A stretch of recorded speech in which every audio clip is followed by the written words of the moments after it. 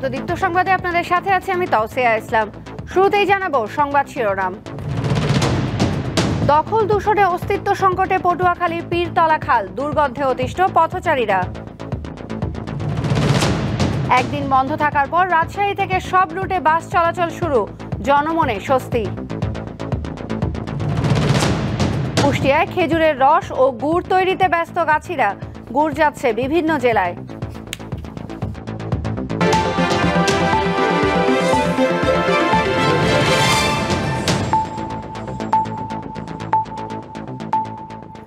দখল দূষণে অস্তিত্ব সংকটে পড়েছে পটুয়াখালীর দুমকি উপজেলার পীরতলা খাল। এতে ফেলা ময়লা আবর্জনার দুর্গন্ধে অতিষ্ঠ পথচারীরা। জলাধারটি দ্রুত উদ্ধারের দাবি জানিয়েছেন স্থানীয়রা। পটুয়াখালীর বিজ্ঞান ও প্রযুক্তি বিশ্ববিদ্যালয়ের কাছেই পীরতলা খাল। এটি লোহালিয়া নদীর গাবতলা থেকে আঙ্গারিয়া ইউনিয়নের পায়রা নদীতে মিলেছে। বছর 20 আগেও এই খালে চলাচল করত নৌকা ও ট্রলার। শুকনো মৌসুমে ফসলের জমিতে সেচ দেওয়া হতো এই জলাধার থেকে। কিন্তু পীরতলা বাজারের ময়লা আবর্জনা আর দখলের কারণে খালটি এখন প্রায় মৃত। যখন আমরা থেকে স্কুলে আসি তখন বিভিন্ন দুর্গন্ধ হয়, এটার কারণে বায়ু দূষণ হয়। এক সময় আমরা এই খালে গোসল করতাম, এটা পানির প্রবাহ ছিল তীব্র, নদীর সাথে সংযোগ ছিল। চার দোকান বসে চাও খাইতে পারি না, এত ময়লা দুর্গন্ধ। বাজারের সমস্ত ময়লা খালের ভিতরে।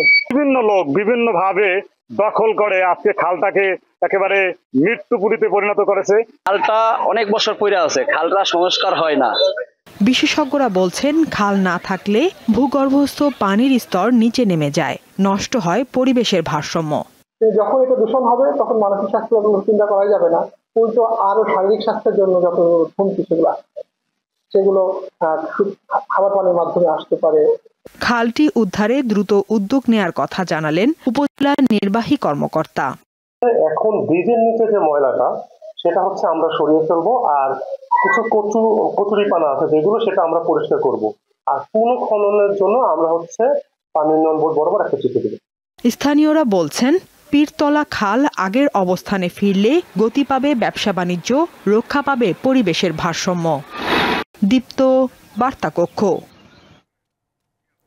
সংবিধানের পঞ্চদশ সংশোধনীর কিছু অংশ অবৈধ ঘোষণা করে রায় দিয়েছে হাইকোর্ট।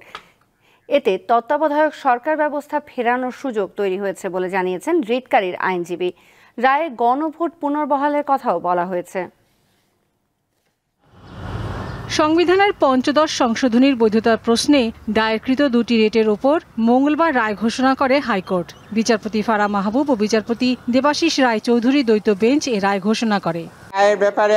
রায় ঘোষণার পর সাংবাদিকদের রিটকারীর আইনজীবী জানান, আগামী নির্বাচনে তত্ত্বাবধায়ক সরকার ব্যবস্থা ফেরাতে একটা প্রতিবন্ধকতা দূর হয়েছে।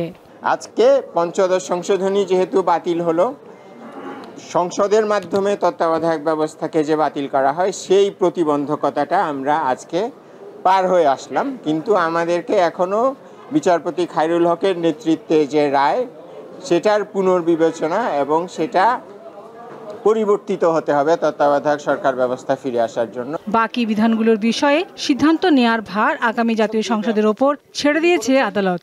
রায়ে আদালত বলেছে, সংসদ আইন অনুসারে জনগণের মতামত নিয়ে বিধানগুলো সংশোধন, পরিমার্জন ও পরিবর্তন করতে পারবে। এর বাইরে যে সমস্ত বিধান সংবিধানে অ্যাড করা হয়েছিল পঞ্চদশ সংশোধনীর মাধ্যমে, এগুলোকে আদালত বলেছেন পরবর্তীতে নির্বাচিত পার্লামেন্ট এসে যে অংশগুলোকে ভালো মনে করবে সেগুলোকে রাখবে, যে অংশগুলোকে ভালো মনে করবে না পার্লামেন্টের উপর ছেড়ে দিয়েছেন। আওয়ামী লীগ নেতৃত্বাধীন সরকার 2011 সালের 30 জুন জাতীয় সংসদে পঞ্চদশ সংশোধনী পাশ করে। 2011 সালের 3 জুলাই তাতে অনুমোদন দেন রাষ্ট্রপতি। তবে 5 আগস্টের পর পঞ্চদশ সংশোধনীর বৈধতা চ্যালেঞ্জ করে হাইকোর্টে দুটি রিট দায়ের করা হয়। প্রথম রিট আবেদনটি করেন সুশাসনের জন্য নাগরিক সুজনের সম্পাদক ডক্টর বদিউল আলম মজুমদার সহ আরো কয়েকজন। তিনি বলছেন এই জন্য পার্লামেন্ট প্রয়োজন হয়। লাবণী গুহ, দীপ্ত সংবাদ, ঢাকা। ছাত্র জনতার অভ্যুত্থানে গণহত্যা সহ মানবতা বিরোধী অপরাধের এক মামলায় সাবেক প্রধানমন্ত্রী শেখ হাসিনার বিষয়ে তদন্ত প্রতিবেদন দাখিলের জন্য 2 মাস সময় বাড়িয়েছে আন্তর্জাতিক অপরাধ ট্রাইব্যুনাল। এছাড়া গণহত্যা সহ মানবতা বিরোধী অপরাধের আরেকটি মামলায় ওবায়দুল কাদের সহ আওয়ামী লীগ আমলের সাবেক মন্ত্রী, উপদেষ্টা, প্রতিমন্ত্রী সহ ৪৫ জনের বিষয়েও তদন্ত প্রতিবেদন দাখিলের সময় ২ মাস বাড়ানো হয়েছে। মঙ্গলবার বিচারপতি মোহাম্মদ গোলাম মুর্তজা মজুমদারের নেতৃত্বাধীন ৩ সদস্যের ট্রাইব্যুনাল এ আদেশ দেয়। এর আগে শেখ হাসিনা সহ ৪৬ জনের বিষয়ে তদন্ত প্রতিবেদন দাখিলের জন্য ১ মাস সময় দিয়েছিল ট্রাইব্যুনাল। আজ সে প্রতিবেদন দাখিলের কথা ছিল, তবে তা দাখিল করতে পারেনি ট্রাইব্যুনালের চিফ প্রসিকিউটর কার্যালয়।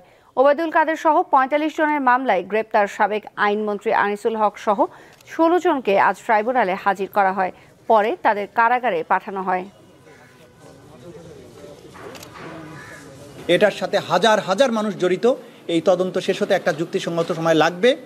আমরা যত সায়েন্টিফিক প্রসেস আছে সেগুলো ব্যবহার করছি, মামলাগুলোকে এমনভাবে নিয়ে আসছি যাতে করে কিছু মামলা অন্তত তাড়াতাড়ি শেষ করা যায়, সেগুলোর ব্যাপারেও আমরা সচেষ্ট আছি। বিডিআর হত্যাকাণ্ডের ন্যায় বিচার নিশ্চিতে আগামী ৫ কার্যদিবসের মধ্যে একটি কমিটি করবে সরকার। এতে সদস্য সংখ্যা থাকবে ৫ থেকে ৯ জন। মঙ্গলবার সচিবালয়ে ব্রিফিংয়ে এই তথ্য জানান স্বরাষ্ট্র উপদেষ্টা মোহাম্মদ জাহাঙ্গীর আলম চৌধুরী। ২০০৯ সালের ২৫ ও ২৬ ফেব্রুয়ারি পিলখানায় বিডিআর সদর দপ্তরে রক্তক্ষয়ী এক বিদ্রোহ হয়। এতে ৫৭ সেনা কর্মকর্তা সহ ৭৪ জন হত্যাকাণ্ডের শিকার হন। এর বিচার চলমান। তবে শুরু থেকে এই হত্যাকাণ্ডকে পরিকল্পিত দাবি করে আসছে নিহতদের পরিবার। অন্তর্বর্তী সরকার দায়িত্ব নেয়ার পর এমন দাবি আরও জোরালো হয়। সম্প্রতি গণমাধ্যমে পিলখানা হত্যাকাণ্ডের সঠিক তদন্তে একটি কমিশন করার দাবি তোলেন কেউ কেউ। তবে এ হত্যা নিয়ে মামলা বিচারাধীন থাকায় আপাতত কমিশন গঠনের সিদ্ধান্ত থেকে সরে আসে সরকার। গত রবিবার হাইকোর্টকে এমন সিদ্ধান্তের কথা জানিয়েছে স্বরাষ্ট্র মন্ত্রণালয়। এই হত্যাকাণ্ড নিয়ে মঙ্গলবার সচিবালয়ে স্বরাষ্ট্র উপদেষ্টা সংবাদ সম্মেলন করেন। জানান, পিলখানা হত্যার ন্যায় বিচার করতে বদ্ধপরিকর অন্তর্বর্তী সরকার। বিডিআর হত্যাকাণ্ডের ন্যায় বিচার নিশ্চিতকরণে আগামী ৫ কার্যদিবসের মধ্যে একটি তদন্ত কমিটি গঠন করা হবে। এই কমিটিতে থাকবেন হলো অবসরপ্রাপ্ত বিচারক, সিভিল সার্ভিস, সশস্ত্র বাহিনী ও পুলিশের অবসরপ্রাপ্তদের নিয়ে গঠিত করা হইবে। এটা ৫ জন হইতে পারে, ৭ জন হইতে পারে, ৯ জনও হইতে পারে, বাট এখানে সশস্ত্র বাহিনীর সদস্যের সংখ্যাটা একটু বেশি থাকবে। তিনি জানান, সদস্যের নাম পাওয়া সাপেক্ষে দ্রুত এই কমিটি হবে, পরে ঠিক হবে কাজের পরিধি। যেহেতু আমরা তো সবার থেকে নাম নিতে হবে, এই কমিটিতে অনেকে দেখবেন আসতে চায় না। তো যেমন এখন আপনার এখানে সবাই সোচ্চার, কিন্তু আবার বলি ভাই এই কমিশনে আসেন, সেই সময় দেখবেন আবার অনেক হইতে চাবেন না। পুনঃ তদন্তের আদেশটা দিতে পারে হলো আদালত, আর আমরা হলো একটা ফ্রেশ ইনকোয়ারি কমিটি আমরা গঠন করতেছি। গণমাধ্যমে অভিযোগ উঠেছে, অন্তর্বর্তী সরকারের একটি পক্ষ বিডিআর হত্যাকাণ্ডের সঠিক তদন্ত চায় না। এমন প্রশ্নও ছিল স্বরাষ্ট্র উপদেষ্টার কাছে। না, আইন মন্ত্রণালয়ের সাথে কোনো বিভ্রান্ত নাই। আমরা এই যে বসার সময় আমরা আইন উপদেষ্টার সাথে বসে এবং তাদের আবারও মতামত দরকার হলে আবার। মিজানুর রহমান, দীপ্ত সংবাদ, ঢাকা। দেশের মানুষ এখন অনেক সচেতন। যদি কেউ কিংস পার্টি করতে চায়, তবে সেটি মানুষ গ্রহণ করবে কি করবে না সে স্বাধীনতা জনগণের হাতে বলে মন্তব্য করেছেন বিএনপির সহ আন্তর্জাতিক বিষয়ক সম্পাদক রুমিন ফারহানা। দুপুরে ব্রাহ্মণবাড়িয়া প্রেস ক্লাবে সাংবাদিকদের সাথে মতবিনিময়কালে তিনি বলেন, বাংলাদেশে কোন ধরনের রাজনীতি মানুষ দেখতে চায় সেটা তরুণ প্রজন্মের দেয়াল লিখনের মাধ্যমে ফুটে উঠেছে। মানুষ এখন নতুনভাবে রাজনীতিকে দেখতে চাইছে, নতুন ধারার রাজনীতি চাইছে। কোনো বিশেষ দলের লেজুর ভিত্তিক রাজনীতি দেখতে চায় না। সরকারি ছত্রছায়ায় যদি কোনো রাজনীতির দল হয়, সেটি মানুষের কাছে কতটুকু গ্রহণযোগ্য হবে সেটি মানুষই নির্ধারণ করবে। একটা বিভাজনের রাজনীতি, একটা নির্মূলের রাজনীতির মধ্যে বাংলাদেশ গত ১৫ বছর ছিল। স্বাধীনতার পক্ষের শক্তি, বিপক্ষের শক্তি, মুক্তিযুদ্ধের পক্ষ বিপক্ষ, পাকিস্তান প্রেমী, ভারত প্রেমী ইত্যাদি ইত্যাদি ইত্যাদি নানান ভাবে বাংলাদেশের মানুষকে শর্টলি ডিভাইডেড, খুব শক্তভাবে তাদেরকে বিভাজিত করে রাখা হয়েছিল। সেই জায়গা থেকে আমি মনে করি একটা উত্তরণ ঘটতে চলেছে। ২৬ ঘন্টা পর রাজশাহী থেকে সকল রুটে বাস চলাচল স্বাভাবিক হয়েছে। রাজশাহী সড়ক পরিবহন গ্রুপের সাধারণ সম্পাদক নজরুল ইসলাম হেলাল জানান, প্রশাসনের আশ্বাসে দুপুর ৩টা থেকে বাস চলাচল স্বাভাবিক হয়েছে। রাজশাহীর তানোর উপজেলায় বাস শ্রমিককে যারা পিটিয়ে আহত করেছে তাদের গ্রেপ্তারের বিষয়ে আশ্বাস পেয়ে বাস চলাচল শুরু করা হয়। এর আগে সোমবার দুপুর থেকে বন্ধ ছিল সকল রুটের পরিবহন।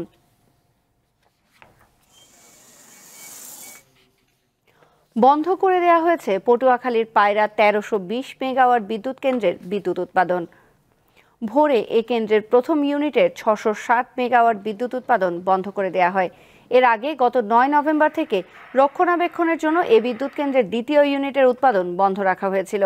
পার্শ্ববর্তী পটুয়াখালী 1320 মেগাওয়াট বিদ্যুৎ কেন্দ্র উৎপাদনে আসার লক্ষ্যে সঞ্চালন লাইন স্থাপনের জন্য বিডিপির নির্দেশনায় এই কেন্দ্রটির বিদ্যুৎ উৎপাদন বন্ধ করা হয়।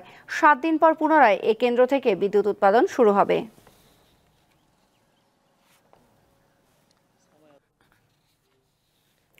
শীতে খেজুরের রস ও গুড়ের চাহিদা বাড়ে দেশ জুড়ে। এর চাহিদা মেটাতে শীতের শুরুতেই খেজুরের রস সংগ্রহ ও গুড় তৈরিতে ব্যস্ত সময় পার করছেন কুষ্টিয়ার বিভিন্ন এলাকার গাছিরা। ভোরের কুয়াশা ভেদ করে সূর্য ওঠার আগেই শুরু হয় গাছ থেকে খেজুরের রস সংগ্রহের কাজ। নাটোরের লালপুর থেকে গাছিরা গেছেন কুষ্টিয়া শহরতলির বারাদি মাঠে খেজুর রস সংগ্রহ ও গুড় তৈরি করতে।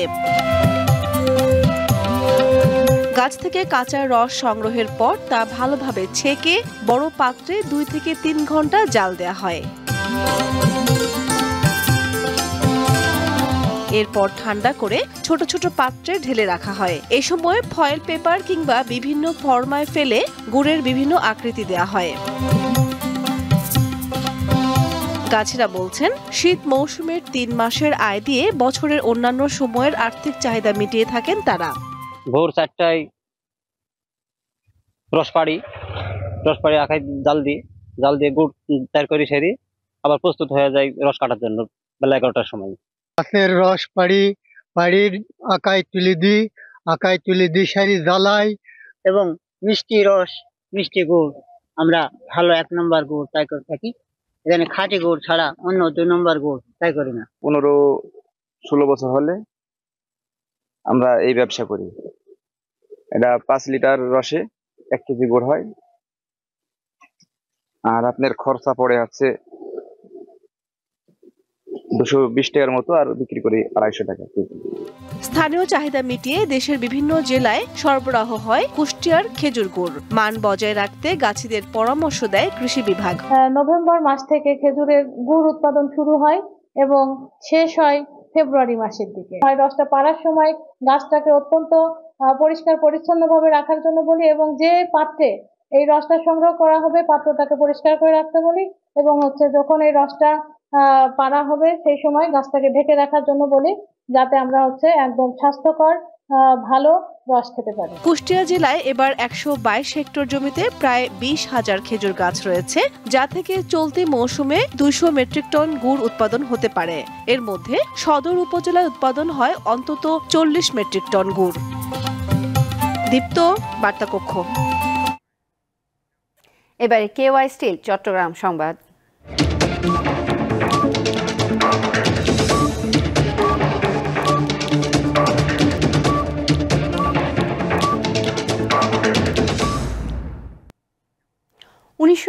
সালের 16 ডিসেম্বর দেশ স্বাধীন হলেও চট্টগ্রাম স্বাধীন হয়েছিল 17 ডিসেম্বর। ঢাকা সহ দেশের অনেক জায়গায় যখন বিজয় উৎসব চলছিল, তখন চট্টগ্রামের প্রবেশমুখ সীতাকুণ্ডের কয়েকটি জায়গায় 16 ডিসেম্বর দিনে ও রাতে চলে তুমুল লড়াই। হতাহত হন উভয় পক্ষের যোদ্ধারা। 17 ডিসেম্বর সকালে মেজর রফিক সার্কিট হাউসে বাংলাদেশের পতাকা উড়িয়ে চট্টগ্রাম মুক্ত দিবস ঘোষণা দেন। 26 মার্চ থেকে মুক্তিযুদ্ধ শুরু হলেও চট্টগ্রামে যুদ্ধ শুরু হয়েছিল মূলত 24 মার্চ সোয়াত জাহাজ ঘেরাওয়ের মধ্য দিয়ে, আর শেষও হয়েছে একদিন পরে।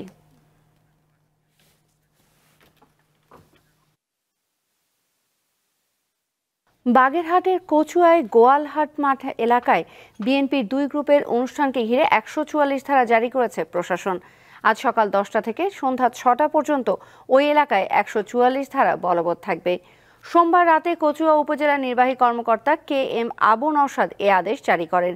তিনি জানান, কচুয়ার মাজেদা বেগম কৃষি প্রযুক্তি কলেজ মাঠে কলেজটির প্রতিষ্ঠাতা বাগেরহাট 2 আসনের সাবেক সংসদ সদস্য MAH সেলিমকে সংবর্ধনা অনুষ্ঠানের আয়োজন করে কলেজ কর্তৃপক্ষ। 2 দিন আগে পার্শ্ববর্তী গোয়ালমাঠ রসিকলাল মাধ্যমিক বিদ্যালয় মাঠে কচুয়া উপজেলা বিএনপি জনসভা আয়োজনের ঘোষণা দেন MAH সেলিমের ছোট ভাই। এ নিয়ে উভয় পক্ষের মধ্যে উত্তেজনা বিরাজ করছে। দেশের সর্ব উত্তরের জেলা পঞ্চগড়ের ওপর দিয়ে বয়ে যাচ্ছে মৃদু শৈত্যপ্রবাহ। ঘন কুয়াশা না থাকলেও প্রবাহিত হচ্ছে ঠান্ডা বাতাস। পঞ্চগড়ে সকাল 9টায় সর্বনিম্ন তাপমাত্রা 9.1 ডিগ্রি সেলসিয়াস রেকর্ড করেছে তেঁতুলিয়া আবহাওয়া অফিস। কনকনে ঠান্ডায় জনজীবনে ভোগান্তি বেড়েছে। বিপাকে পড়েছেন ছিন্নমূল ও নিম্ন আয়ের মানুষ। নওগাঁয় তাপমাত্রা ওঠানামা করছে। শীতজনিত রোগে আক্রান্ত হচ্ছে শিশু ও বয়স্করা। সকাল থেকে সূর্যের দেখা মিললেও কমছে না শীতের তীব্রতা। পটুয়াখালীতে ঘন কুয়াশার সঙ্গে বাড়ছে শীত। ঘন কুয়াশায় ভোর থেকে সকাল পর্যন্ত ঢাকা থাকছে গ্রামীণ জনপদ। সকাল 9টায় কলাপাড়ায় সর্বনিম্ন তাপমাত্রা 15.5 ডিগ্রি সেলসিয়াস রেকর্ড করেছে খেপুপাড়া আবহাওয়া অফিস।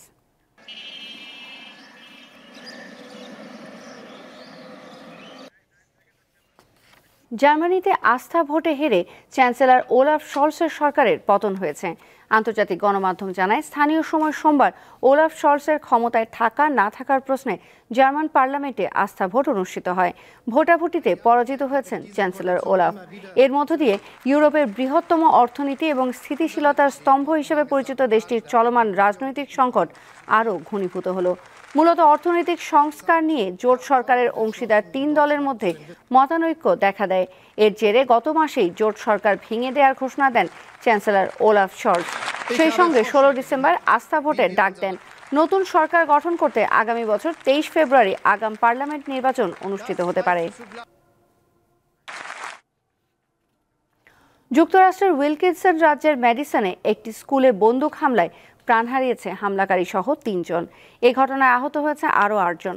আন্তর্জাতিক গণমাধ্যম জানায়, স্থানীয় সময় সোমবার দুপুরে ম্যাডিসনের অ্যাবান্ডেন্ট লাইফ খ্রিস্টান স্কুলে এ বন্দুক হামলার ঘটনা ঘটে। পুলিশ জানায়, নিহতদের মধ্যে একটি শিশু রয়েছে। হামলাকারী ওই স্কুলেরই এক ছাত্রী, তার বয়স 15 বছর। হামলাকারী পরিবারের সাথে কথা বলে আরও তথ্য জানার চেষ্টা করছে পুলিশ।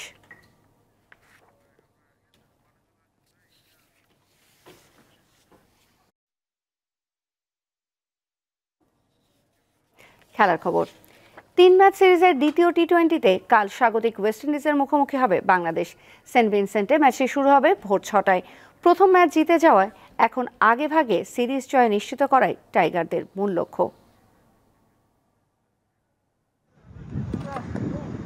প্রথম ম্যাচ জিতে বেশ ফুরফুরে মেজাজে আছে বাংলাদেশ। তবে দলের সবার মতো নির্ভর হওয়ার সুযোগ নেই অধিনায়ক লিটন কুমার দাসের। চলতি বছর টি-20 ফরম্যাটে 19 ইনিংসে মাত্র একটি 50 স্কোর আছে তার। গেল ম্যাচেও গোল্ডেন ডাক মেরেছেন এই উইকেট কিপার ব্যাটার। ঐচ্ছিক অনুশীলনেও তাই মাঠে ঘাম ঝরিয়েছেন তিনি।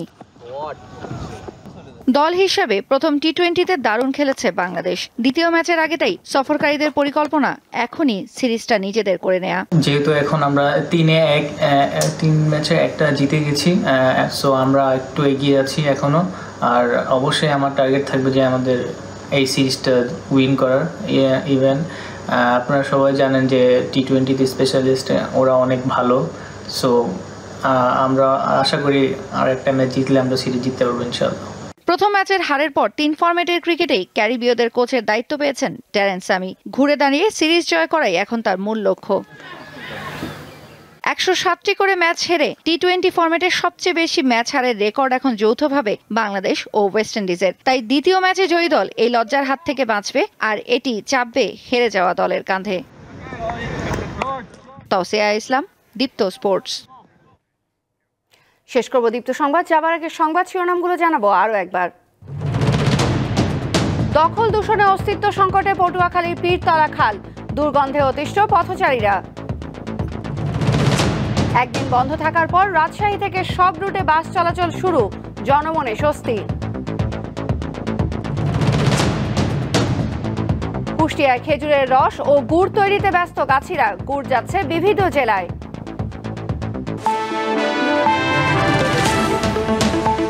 এই ছিল এখনকার মতো আমাদের পরের সংবাদ সন্ধ্যা 6:40 দেখার আমন্ত্রণ রইল। এছাড়া অনলাইনে আরো নতুন নতুন তথ্য পেতে যুক্ত থাকুন দীপ্ত ডিজিটাল প্ল্যাটফর্মগুলোতে।